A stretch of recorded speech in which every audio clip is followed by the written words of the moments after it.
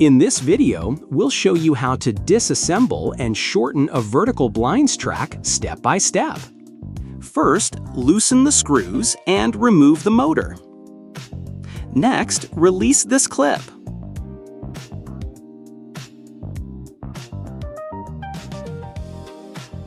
Then, remove the first screw from the base connector.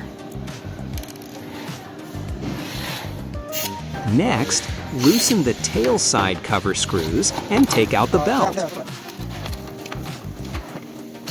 Loosen the screws on the head cover and remove it.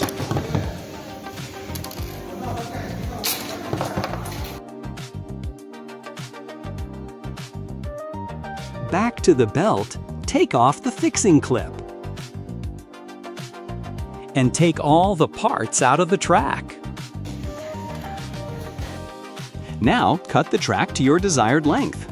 For example, if you cut 5 centimeters off the track, you'll need to cut 10 centimeters off the belt. And let's start to reassemble. Insert the belt back into the track, making sure the teeth side faces inward. Secure one end of the belt with the clip, then connect it to the connectors. Slide them into the track and pull the belt through to the other side. Reinstall the head cover and tighten the screws. Insert the control rod through each hook. Feed the belt into the end cover. It will come out from the other hole. Attach the clip to the belt and insert it into the track.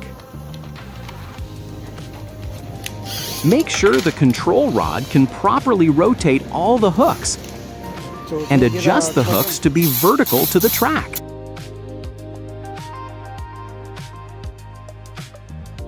Pull the belt to the end and reinstall the screw on the base connector. Finally, secure the clips, the head unit, and reinstall the motor.